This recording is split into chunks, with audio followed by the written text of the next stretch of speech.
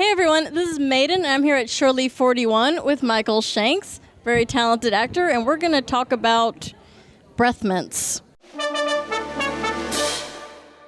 Yes, let's talk about breath mints. Why do you ask? Well, do you now make it a practice to always have a breath mint before romantic scenes? Usually the makeup department will provide you with breath mints before you do a makeout scene. Now, if you don't have a makeup artist who's conscientious in doing that, then yes, I would provide my own breath mints for myself. That's actually one of the things that my wife did to me when I first met her, was she actually said, "Would you like a mint?" before we had to do a kissing scene, which I thought was... Subtle. Yeah, subtle. Exactly, nice way to put it. So, when you started on Stargate, were you nervous about taking over a role that had been played by someone else? Sort of, yeah. I mean, James Spader's a pretty darn good actor, so I went, oh boy, I don't know if I can do the job that he did. But also I ripped off his performance completely, so in one way it was a crutch, and in another way it was a terror, so I guess it balanced itself out. That's nice. Do you think you did a better job in the end? Well, given that I had about over 200 hours to play the character, then yes, I would say I did a better job than he did in his two. Well, you Spader. Blacklist is next. Yeah. Well, you definitely became the character for everyone. In a way. Now, what was the most difficult moment on Stargate pretending you were reacting to something that wasn't actually there?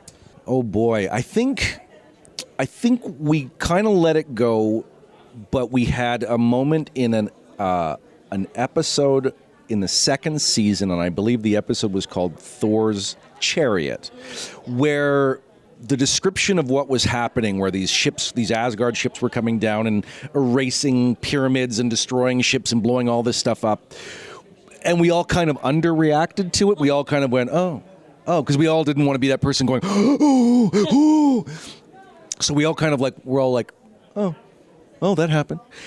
And we all kind of looked stupid. We all felt we looked stupid at the end of it. So we learned very quickly, because it did look spectacular, we learned very quickly to not underestimate our visual effects department. So I think that was our most awkward moment. And then after that, it all got better. But that was probably the height of our timidness of wondering, what's this actually going to look like? Yeah.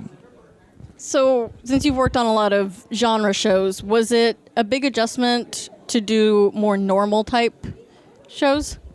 I'd say it was, after doing a lot of genre stuff, that doing like a show like Saving Hope, which is just a sort of medical procedural drama with a little ghost element to it, that it was actually kind of refreshing to be able to just sort of be a normal person in normal situations. But I do remember with Erica Durance that at a certain point we were so happy to be doing it for like a season or two, and then after season 2 we would turn to each other and go, don't you want to just have a zombie apocalypse hospital episode where, there's like gunfire and fires and explosions and stuff? And we were both like, yeah, we missed that. So, yeah, it was nice to do it for a while. And then you kind of missed the action elements that we were used to working in. Yeah.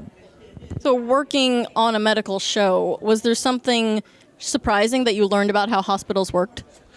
What I learned very quickly on, when we had our medical professionals who we worked with come onto the show, I learned how unrealistic our hospital was, because it was so well equipped. A lot of the equipment that equipment providers would give to us, because we were a television show, to kind of advertise their products, would cost hospitals hundreds of thousands of dollars, and some of them didn't have the updated version of, or didn't even have this piece of equipment that our TV show did, which I thought was like, oh my God, this is awful. We felt we almost wanted to turn our studio into a functioning clinic at the end of the season for the rest of the year, just so that people would have access to some of this equipment. But that's what I learned first, as well as way too much about the human body, which I won't go into right now. Now, how much like an actual hospital was the studio? Was it were there floors? Were there elevators? Could you walk through it like a real hospital? The studio itself was 10,000 square feet. The hospital set was 10,000 square feet, which is huge.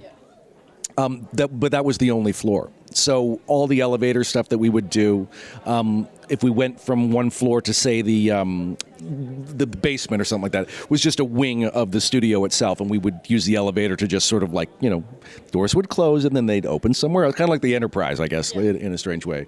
So we only had the one, but it was quite a well-equipped and it felt like a hospital. I remember it took me probably 2 seasons to get used to the routes in and around because it was so big, but it was very cool. It was very much like a hospital in a lot of ways, except for it was way too nice.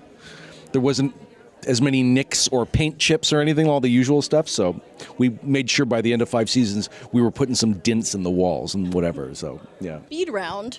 Oh dear. Ready. Favorite color? Black. Favorite ice cream cup? Vanilla. Favorite season? Of what? Weather. Oh, the year. Sorry. Television actor. Favorite season, summer. Favorite book? Atlas Shrugged. Favorite musical group? Linkin Park. Nice. Favorite Avenger? The raccoon. He's an Avenger. He's an Avenger now. He's an Avenger? My wife said he's a borderline Avenger. Everyone's an Avenger now. Everyone's an Avenger? Yeah. It's the Rocket, the raccoon. And any new projects that you can discuss? I can tell you what I'm in, but I can't discuss them at all. Virgin River and Altered Carbon on Netflix. So your social media is going to be down there so that when you can talk about these things, people can learn all about it. And any message for your fans? Hey, what's up? Awesome. So he is currently at Shorely 41 in Baltimore. Come down and meet him. Thank you, Michael. My pleasure. Thank you. Everyone, thanks for watching. As always, have fun and follow your fandom. Hi, this is Michael Shanks, and you're watching Fandom Spotlight. Be sure to like, share, and subscribe. The fate of the universe may depend on it. Oh, plus, and have fun, and follow your fandom.